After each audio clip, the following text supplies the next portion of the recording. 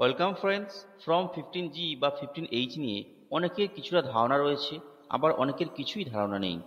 আমাকে অনেকেই জিজ্ঞাসা করে থাকে, দাদা 15G বা 15H কে জমা করতে পারবে আর কে জমা করতে পারবে না, ঠিক বুঝতে পারছি না। এই তো সেদিন ব্যাংকে 15G জমা করতে গেলাম, ব্যাংক জমা নিল না। ফর্ম 15G বা 15H নিয়ে প্রচুর ভিডিও রয়েছে, তবে আমি আপনাদের বলতে পারি এই ভিডিওটি দেখার পর 15G বা 15H নিয়ে আর কোনো ভিডিও দেখার প্রয়োজন পড়বে না। একটি এক্সেল শিটের মাধ্যমে এক্সাম্পল সহ খুব সহজভাবে আপনাদের বোঝাবো কাদের 15G জমা করতে হবে বা কাদের 15G জমা করতে হবে না, বা কারা জমা করবে। ঠিক আছে, আজকে ভিডিওতে যে যে বিষয়গুলো নিয়ে আলোচনা করব সেগুলি হলো ফর্ম 15G এবং 15H কি, কাদের কোন ফর্ম জমা করতে হয়, ফর্ম 15G বা 15H জমা দেওয়া কি বাধ্যতামূলক, কখন টিডিএস কাটবে, কখন ফর্ম 15G বা 15H জমা দেওয়া উচিত, ফর্ম 15G বা 15H জমা দিতে ভুলে গেলে কি করবেন। অ্যাট এ গ্ল্যান্স একটি এক্সেল শিটের মাধ্যমে এক্সাম্পল সহ খুব সহজে আপনাদের দেখাবো কারা 15G বা 15H জমা করতে পারবে এবং কারা পারবে না। একটি অনুরোধ, ভিডিওতে একটি লাইক করবেন এবং গভর্নমেন্ট এমপ্লয়িজ এবং পার্সোনাল ফাইন্যান্স সংক্রান্ত রেগুলার আপডেট পেতে ভিডিওটি সাবস্ক্রাইব করবেন। চলুন বিস্তারিত ভিডিওতে যাই। ফর্ম 15G এবং ফর্ম 15H কি? ফর্ম 15G এবং 15H হল স্বঘোষণা ফর্ম যা একজন করদাতা ব্যাংকে জমা দেন, যাতে সুদের আয়ের উপর টিডিএস না কাটতে অনুরোধ করা হয়, কারণ তাদের আয় বেসিক এক্সেম্পশন লিমিট এর নিচে। এখানে বলছে অলসো চেক কন্ডিশন টু। এটা শুধুমাত্র একটি কন্ডিশন, আরও একটি কন্ডিশন আছে, যখন এক্সেল শিট বোঝাবো তখন এই দুটো কন্ডিশনই বলে দেব। আচ্ছা, টিডিএস কি? টিডিএস হলো ট্যাক্স ডিডাক্টেড অ্যাট সোর্স, যেটা গভর্নমেন্ট অফ ইন্ডিয়া ইমপ্লিমেন্ট করেছে। আপনার যে ইনকাম, সেই ইনকামটা যদি টিডিএস থ্রেশহোল্ড লিমিট ক্রস করে যায়, তাহলে যে আপনাকে টাকাটা দিচ্ছে সে উৎসমূলে একটা টাকা আপনার ইনকাম থেকে কেটে রাখবে, কেটে রাখার পর সেটা তিনি গভর্নমেন্টের কাছে পাঠিয়ে দেবে। এটাই হলো টিডিএস। কাদের কোন ফর্ম জমা দিতে হবে?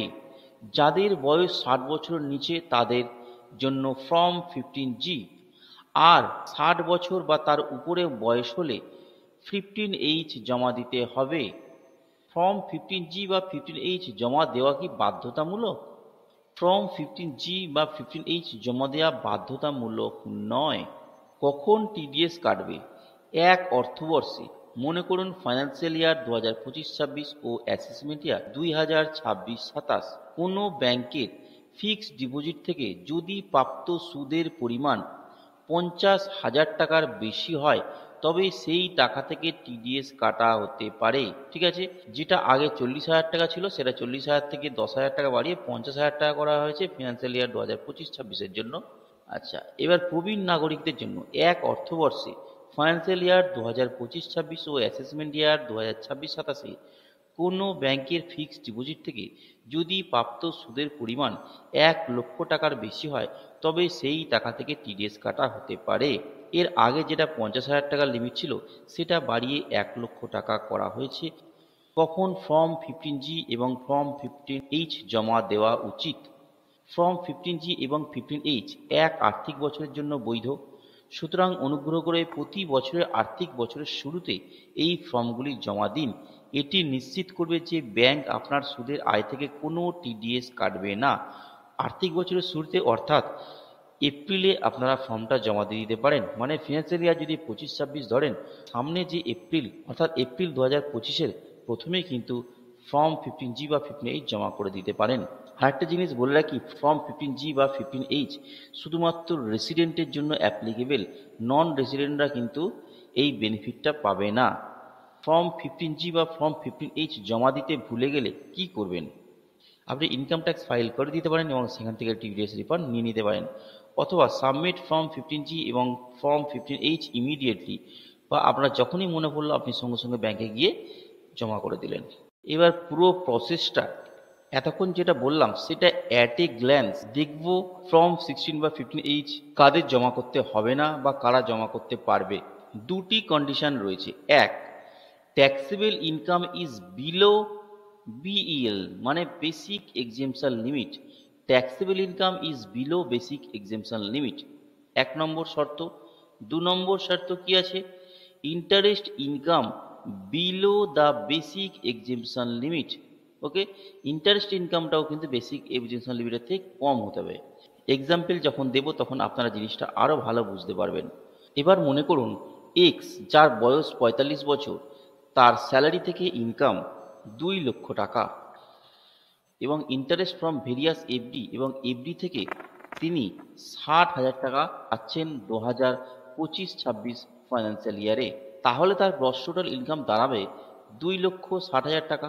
এবং 80 সেকশনে মানে ধরুন এলআইসি, জিপিএফ এসব নিয়ে আপনি ধরুন 1,20,000 টাকার ডিডাকশন নিচ্ছেন।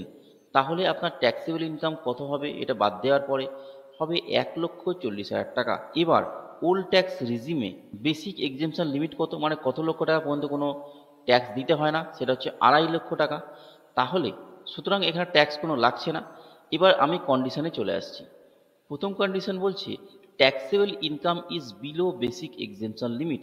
তাহলে ট্যাক্সেবল ইনকাম 1,40,000 টাকা আর বেসিক এক্সেমশন লিমিট হচ্ছে 2.5 লক্ষ টাকা। অর্থাৎ ট্যাক্সেবল লিমিট হচ্ছে বেসিক এক্সেমশন লিমিটের থেকে কম। তাহলে এ বলছে ইয়েস, ঠিকই আছে। নেক্সট বলছে interest income below basic exemption limit. তো ইন্টারেস্ট ইনকাম এখানে হচ্ছে 60,000 টাকা, এটাও হচ্ছে বেসিক এক্সেমশন লিমিট 2,50,000 থেকে কম। তাহলে এটাও এক্সেল সিট বলছে ইয়েস। অর্থাৎ দুটো কন্ডিশনই স্যাটিসফাই করছে। সেক্ষেত্রে এই এক্স ব্যক্তি, যার বয়স 45 বছর, ইনি কিন্তু 15G জমা করতে পারবে। ঠিক আছে। এবার মনে করুন যদি এক্স ব্যক্তির স্যালারি ইনকাম 3,20,000 টাকা হয়, তাহলে কি হবে? দেখুন এখানে কন্ডিশন বলছে taxable income basic exemption limit হচ্ছে নো। কারণ হচ্ছে ট্যাক্সেবল ইনকাম 2,60,000 টাকা, বেসিক এক্সেমশন হচ্ছে 2.5 লক্ষ টাকা। তাহলে 2.5 লক্ষ টাকা ক্রস করে যাচ্ছে, সেই জন্য এই কন্ডিশনটা স্যাটিসফাই করতে পারছে না। কিন্তু এখানে ইন্টারেস্ট ইনকাম 60,000 টাকা, যেটা 2.5 লক্ষ টাকা বেসিক এক্সেমশন লিমিটের থেকে কম, এটা হচ্ছে ইয়েস বলছে। সুতরাং দুটো কন্ডিশনই কিন্তু স্যাটিসফাই করতে হবে, তবেই ফর্ম 15G জমা করতে পারবে। সেই জন্য এক্ষেত্রে applicability of form not applicable বলছে, অর্থাৎ এক্ষেত্রে সাবমিট করতে পারবে না। ঠিক আছে। আরও একটি এক্সাম্পল নেব। ওয়াই, যার বয়স হলো 55 বছর। মনে করুন এনার স্যালারি ইনকাম 1 লক্ষ টাকা এবং এফডি থেকে ইন্টারেস্ট পায় 2,80,000 টাকা। তাহলে গ্রস টোটাল ইনকাম কত দাঁড়াবে? গ্রস টোটাল ইনকাম দাঁড়াবে 3,80,000 টাকা এবং ডিডাকশান ধরুন সে 1.5 লক্ষ টাকা ডিডাকশান পুরোটাই নিয়ে নিচ্ছে। তাহলে ট্যাক্সেবল ইনকাম কত? 2,30,000 টাকা এবং বেসিক এক্সেমশন লিমিট হচ্ছে 2.5 লক্ষ টাকা। এবার কন্ডিশনে চলে আসে। এখানে কন্ডিশন দেখুন, একটা ইয়েস বলছে, একটা নো বলছে। এই কারণটা কি? Taxable income is below basic exemption limit. Taxable income হচ্ছে কত? 2,30,000, যেটা বেসিক এক্সেমশন লিমিটের থেকে কম, সেই জন্য ইয়েস বলছে। Next interest income below basic exemption limit. Interest income 2,80,000, basic exemption 2,50,000। অর্থাৎ বেসিক এক্সেমশন লিমিটের থেকে ইন্টারেস্ট কিন্তু বেশি হয়ে যাচ্ছে, সেই জন্য এই কন্ডিশনটা স্যাটিসফাই করতে পারছে না। তাহলে বলেছি দুটো কন্ডিশনই স্যাটিসফাই করতে হবে। সেই জন্য এক্ষেত্রে এই ব্যক্তি কিন্তু ফর্ম 15G জমা করতে পারবে না। ওকে ফ্রেন্ডস, আপনারা যদি এই এক্সেল শিটটা চান তাহলে কমেন্ট বক্সে অবশ্যই জানান। আর একটা জিনিস বলে রাখি, এটা আমার নিজের হাতে বানানো। যদি কোথাও ভুল ভ্রান্তি হয় আমাকে জানাবেন, আমি সংশোধন করে নেব। এবার সিনিয়র সিটিজেনদের একটি এক্সাম্পল নেব। মনে করুন পেনশন থেকে আয় হতে পারে 1 লক্ষ টাকা এবং এফডি থেকে ইন্টারেস্ট 2,70,000 টাকা। গ্রস টোটাল ইনকাম 3,70,000 টাকা এবং ডিডাকশান ধরুন 1.5 লক্ষ টাকা নিয়ে নিচ্ছে। তাহলে ট্যাক্সেবল ইনকাম দাঁড়াচ্ছে 2,20,000 টাকা এবং ওল্ড রিজিমে সিনিয়র সিটিজেনদের জন্য বেসিক এক্সেমশন লিমিট হচ্ছে 3 লক্ষ টাকা। তাহলে এক্ষেত্রে ট্যাক্সেবল ইনকাম বেসিক এক্সেমশন লিমিটের থেকে কম। সুতরাং 1 নম্বর কন্ডিশনটা স্যাটিসফাই করছে। ফর্মুলা বলছে অ্যাপ্লিকেবিলিটি অফ 15H জমা করতে পারবে, তাই তো? আচ্ছা, মনে করুন ইন্টারেস্ট ইনকাম 3,10,000 টাকা হচ্ছে। ফলে এক্ষেত্রে দেখুন কস্ট ইনকাম 4,10,000 টাকা এবং ডিডাকশান 1.5 লক্ষ টাকা যদি হয়, তাহলে ট্যাক্সেবল ইনকাম কত আসবে? 2,60,000, যেটা বেসিক এক্সটেনশন লিমিটেড কম 1 নম্বর তো স্যাটিসফাই করছেই। এবারে ইন্টারেস্ট ইনকাম 3,10,000, যেটা 3,00,000 বেসিক এক্সটেনশন লিমিট থেকে বেশি, তাও 15H জমা করতে পারবে বলছে। এর কারণ হলো সিনিয়র সিটিজেনদের ক্ষেত্রে একটি কন্ডিশন, মানে taxable income is basic exemption limit, এই কন্ডিশনটা স্যাটিসফাই করলেই হবে। এই কন্ডিশনটা এখানে দরকার নেই। অর্থাৎ সিনিয়র সিটিজেনরা যদি 3,00,000 টাকার বেশিও ইন্টারেস্ট পায় তাতে কোনো সমস্যা নেই, যদি সমস্ত কিছু ডিডাকশান বাদ দেওয়ার পর তার ট্যাক্সেবল ইনকামটা যদি বেসিক এক্সেম্পশন লিমিট 3,00,000 টাকার কম হয়, তাহলেই তিনি ফর্ম 15H জমা করে দিতে পারবেন। আচ্ছা, এবার বলি নিউ ট্যাক্স রিজিমে এই 2.5 লক্ষ টাকার জায়গায় কত টাকা হবে? 4 লক্ষ টাকা। 4 লক্ষ টাকা, সব ক্ষেত্রে 4 লক্ষ টাকা হবে। এনারাও 4 লক্ষ টাকা ছাড় পাবেন। নিউ ট্যাক্স রিজিমে যারা ফাইল করবেন তারা এটাকে 4 লক্ষ টাকা হিসাবে ধরবেন এবং সেই অনুযায়ী ক্যালকুলেশন করবেন। ঠিক আছে, এবার মনে করুন নিউ ট্যাক্স রিজিমে ইনকাম ট্যাক্স ফাইল করবেন ভেবে আপনারা ফর্ম 15G বা 15H জমা করছেন।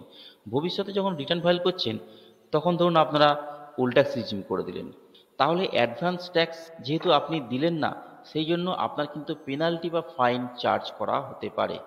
এই ব্যাপারটা কিন্তু মাথায় রাখবেন, আগে থেকেই ক্যালকুলেশন করে নেবেন কোন রিজিমে ফাইল করবেন, তাহলেই কিন্তু জিনিসটা ভালো হয়।